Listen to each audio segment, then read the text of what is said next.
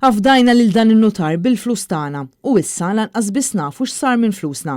Hekk saħqu diversi klijenti tan-nutar Ivan Barbara li jinsabu imħasba u diżappuntati għal mod kif qed jiġu trattati e kif wara dawn il-ġimgħat kollha ma jafux x'sar minn flushom.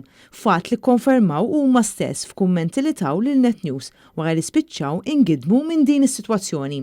U aħna nibdew nistaqsu daw il-flus fejn marru. Għal daw jinkelljaw xejn u jien daw ħdimt għalihom ħajti kollha u issa daw qaluli lin-nutar ma nafx fejnhom, ma nafx fejnhom. Il-Malti għalli ma nafx fejnhom. Ġifieri ma tafx fejnhom flus. Ivan Barbara kien tilef ħajtu f'April li għadda fl-Indja u kien instab pożittiv għal COVID-19. U flimkien ma' martu Rosen kienu marru l-Indja biex jaddottaw tifla. Barbara mitkawża ta' dan il-virus mumenti biss qabel inġib lura Malta.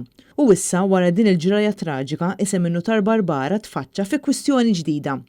Persuna li tkellmet magħna qaltilna kif hi kienet fdat 20,000 euro għand Barbara, nutar pubbliku li kellu warrant mill-gvern u mhux xi ħadd tal-użura.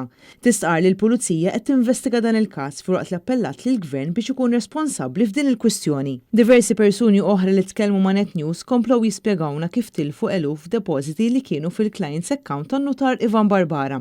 Dawn il-persuni qed jaħsbu li peress li Ivan Barbara flimkien ma' martu nqabdu l-Indja dawn użaw il-fondi fil-clients account bil-ħsieb li jerġgħu ripoġġuhom lura.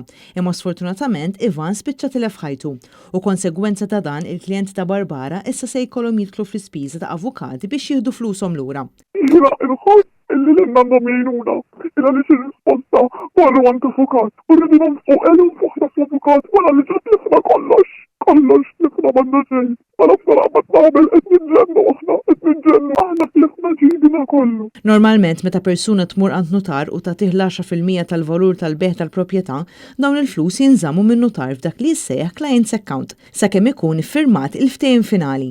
Dawn imbagħad ikunu moddija lil bejjieħ flimkien mal-ammont totali.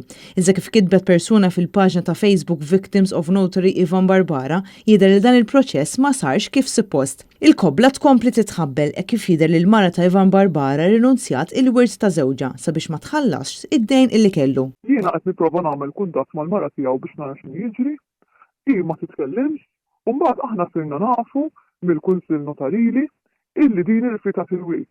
Din irrifjutat il-wirt għax hemm ammont ta' dejn sostanzjali u meta xi ħadd mill-klijenti jitkellem ma' din il-mara u anke lili qalet ukoll m'hemmx flus għal kulħadd. Iġbida fil-clients account għal xi raġuni intmiss żgur. Aħna konna mistri li se nitħallsu, però kif imbagħad il-mara tan-nutar irrifjutat il-wirt, ikkonfermajna li konna nissuspettaw mill-bidu li l-flus kienu impossibbli biex neħduhom lura.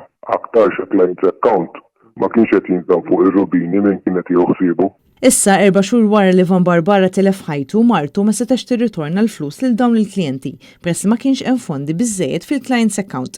Matul il-jum tal-ħadd Net News ipprova diversi drabi jagħmel kuntatt ma' Rosen Barbara, iżda telefonati tagħna baqgħu mhux imwieġba. Sorsi oħra li tkellmu ma' Net News qalu li Ivan flimkien ma' martu kellhom kumpaniji offshore. Jidher li l-FIU u l-Kunsill Notarili huma informati b'dan kollu. Filwaqt li s'issa l-Gvern għadu siket quddiem din is-sitwazzjoni li spiċċat kisret diversi familji.